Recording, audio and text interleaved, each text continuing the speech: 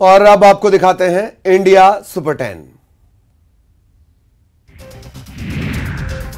गुवाहाटी में कार और pickup van की जोरदार टक्कर होने से बड़ा सड़क हादसा हो गया और इस हादसे में 7 लोगों की मौत हो गई और ये सभी सातों असम इंजीनियरिंग कॉलेज के छात्र थे। सभी तीसरे सेमेस्टर के छात्र थे और हादसे में 3 छात्र घायल भी हुए हैं।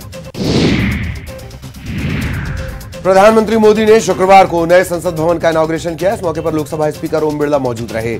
पीएम मोदी सुबह 7:30 बजे नए संसद भवन पहुंचे, राष्ट्रपिता महात्मा गांधी को नमन किया और फिर हवन पूजन में बैठे। तमिलनाडु से आए संतों के सेंगोल सौंपने से पहले पीएम मोदी ने सेंगोल को साष्टांग प्रणाम किया। इसके बाद उन्होंने सेंगोल को सदन में स्पीकर की कुर्सी के बगल में स्थापित किया।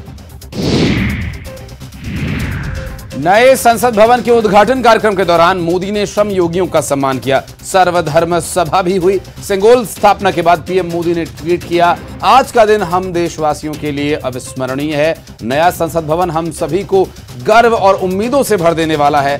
इनॉग्रेशन प्रोग्राम के दूसरे सेशन में सदन में सांसद और अतिथि मौजूद रहे।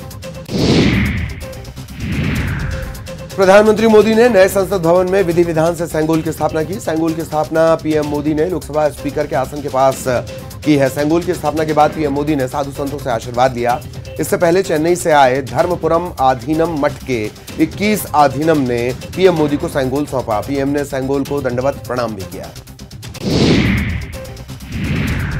पीएम मोदी के नए संसद भवन का लोकार्पण कर उसे देश को समर्पित करने के बाद सुबह 7 बजे लोक कल्याण आवास मार्ग से सबसे पहले नए संसद भवन के सामने बने पंडाल में वे पहुंचे थे और इससे पहले उनका स्वागत इस कार्यक्रम में ओम बिरला पहुंचे और नए संसद भवन के लोकार्पण के बाद उसके हॉल में सर्वधर्म प्रार्थना सभा का आयोजन किया गया। सभा में लोकतंत्र के नए मंदिर में सर्वधर्म समभाव भी दिखाई दिया। नए संसद भवन के उद्घाटन के मौके पर प्रधानमंत्री मोदी ने भवन का निर्माण करने वाले श्रमिकों का सम्मान किया। नए संसद को बनाने वाले श्रम योगियों को प्रधानमंत्री मोदी ने सम्मानित किया और उद्घाटन के मौके पर खास तौर पर इसे बनाने वाले मजदूरों को भी बुलवाया गया था। नए संसद भवन के उद्घाटन के अवसर पर रविवार को पीएम मोदी ने 75 रुपए का एक विशेष सिक्का जारी किया। इससे पहले पीएम मोदी ने राष्ट्र को नया संसद भवन समर्पित किया और नए संसद भवन के उद्घाटन के मौके पर 75 रुपए के सिक्के के पिछले हिस्से पर संसद परिसर की छवि है और सिक्के के अगले हिस्से पर अशोक स्तंभ भी चिन्हित है, जिसके नीचे सत्यमेव जयते लिखा हुआ है। अशोक स्तंभ के बाईं ओर देवनागरी लिपि में भारत और दाईं ओर अंग्रेजी में इंडिया लिखा है।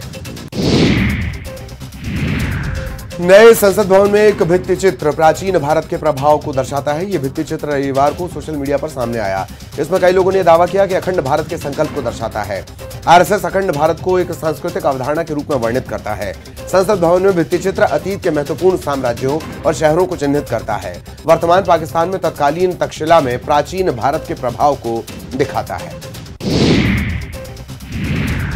नए संसद भवन के उद्घाटन के दौरान राजनीति भी जारी रही। बिहार के राष्ट्रीय जनता दल की ओर से ट्विटर पर एक विवादित फोटो पोस्ट करने पर सियासी पारा गर्मा गया। आरजेडी की ओर से एक ताबूत के साथ नए संसद भवन की तस्वीर साझा करते हुए लिखा गया, ये क्या है।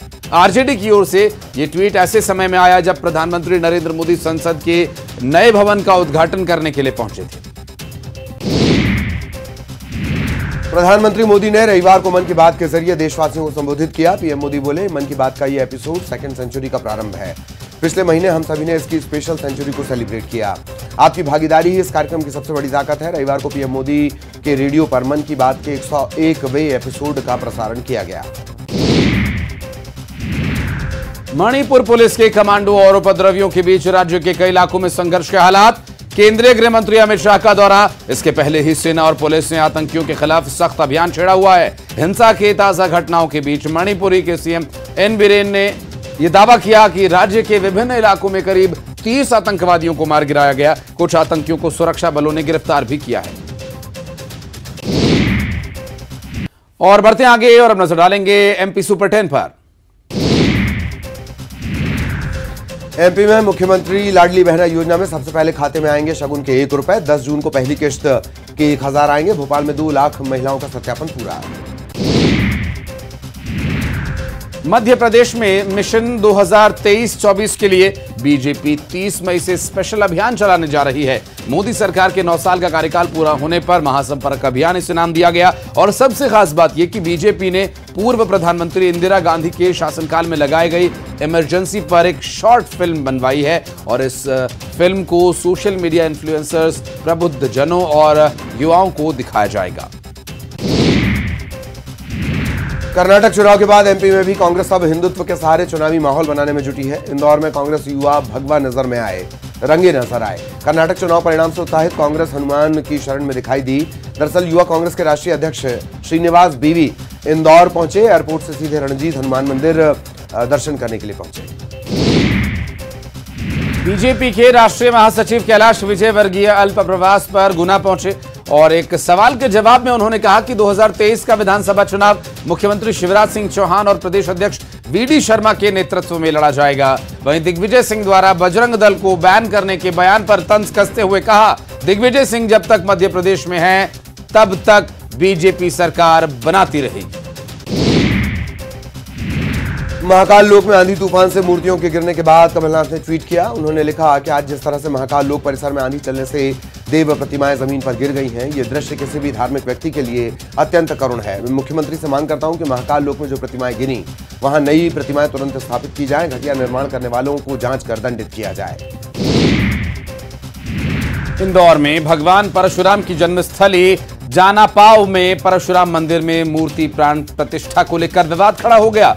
5 करोड़ की लागत से बने भगवान परशुराम के भव्य मंदिर में 29 मई को मूर्ति की प्राण प्रतिष्ठा की जा रही है, जिसे लेकर साधु संतों ने आपत्ति जताई। दरअसल पिछले 500 सालों से यहां श्री पंचअग्नि अखाड़े के ब्रह्मचारी महंत ही गद्दी पर रहते हुए व्यवस्था चलाते आए हैं।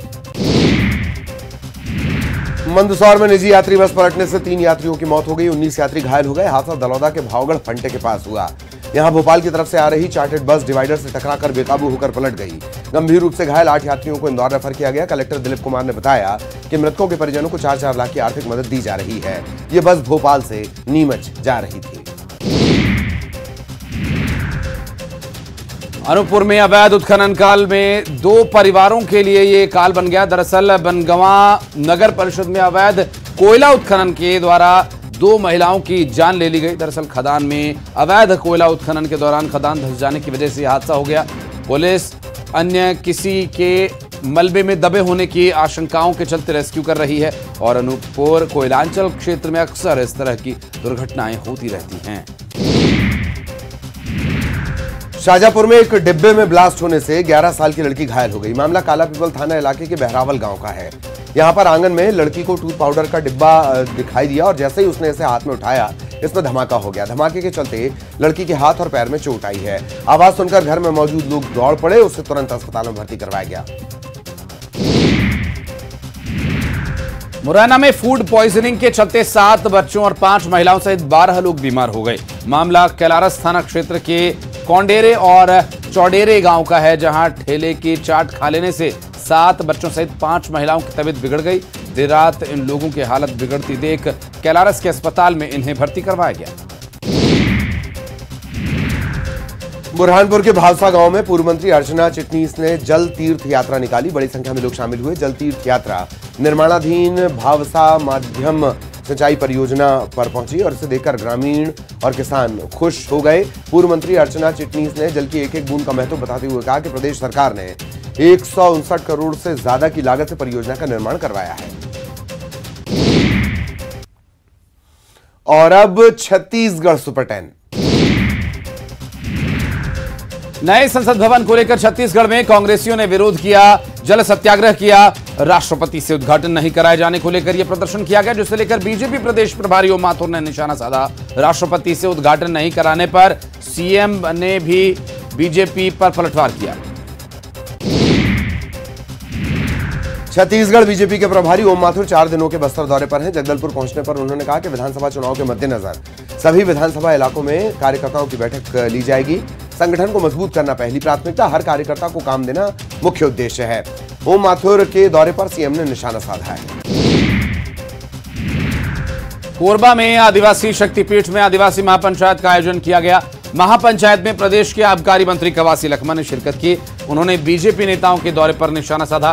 विधानसभा चुनाव को लेकर कहा कि बस्तर संभाग के सभी 12 सीटों पर कांग्रेस की जीत होगी और भूपेश बघेल फिर मुख्यमंत्री बनेंगे। साथ ही दोनों लोकसभा क्षेत्रों में भी कांग्रेस की जीत होगी।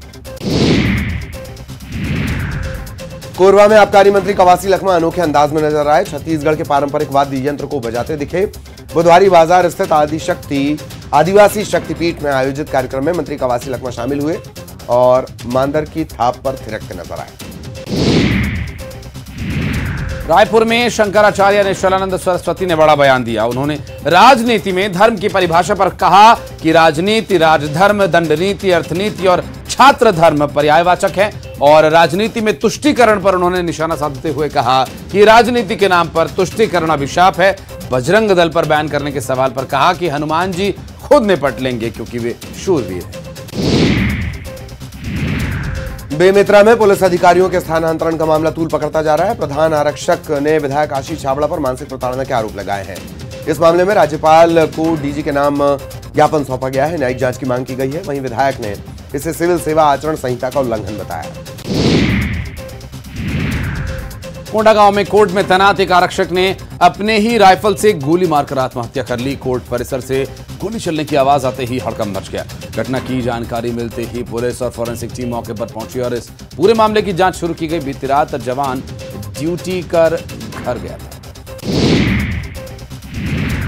कवर्धा में गुड़ फैक्ट्री में रखे बगास में आगजनी की घटना सामने आई है। इसमें गुड़ फैक्ट्री मालिक को लाखों के नुकसान की बात कही जा रही है। समय रहते फायर ब्रिगेड का वाहन नहीं पहुंच सका, इसके चलते ज्यादा नुकसान हुआ है।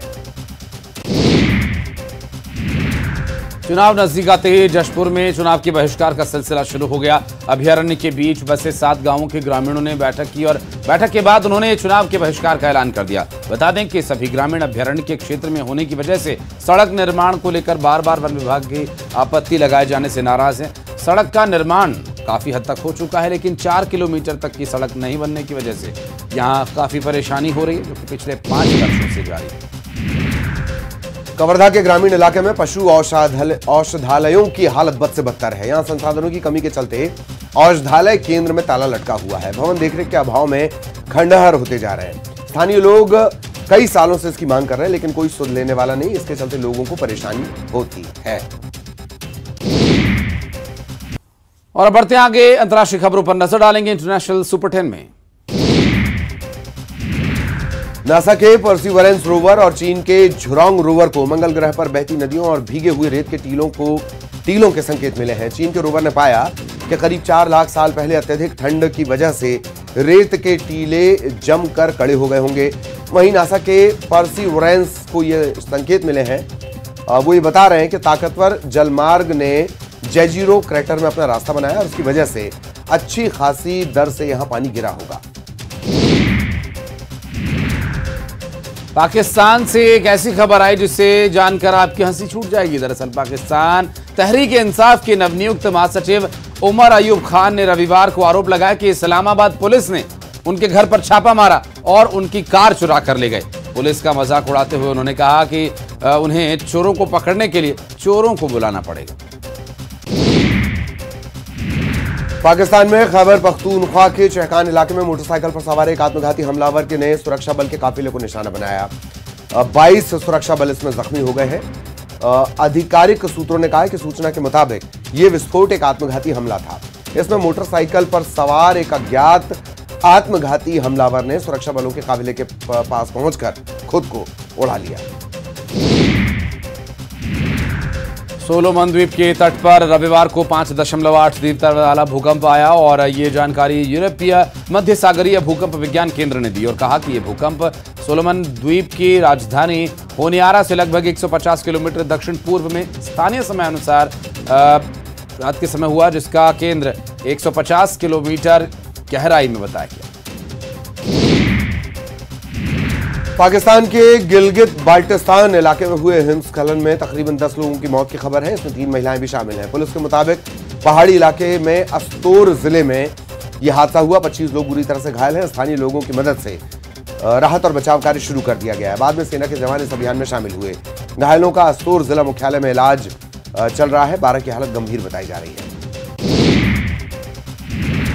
किर्गिस्तान में एक सड़क दुर्घटना में 2 बच्चों समेत 8 लोगों की मौत हो गई। यातायात सुरक्षा निरीक्षणालय की प्रेस सेवा ने कहा कि यातायात दुर्घटना टोकमोक शहर के पास बिश्केक नारिन तेरुगार्ड राजमार्ग पर हुई, जिसमें 2 अन्य लोग घायल हो गए और इन्हें टोकमोक अस्पताल के ट्रॉमोलॉजी विभाग में भर्ती कराया गया और अब उनकी हालत स्थिर है।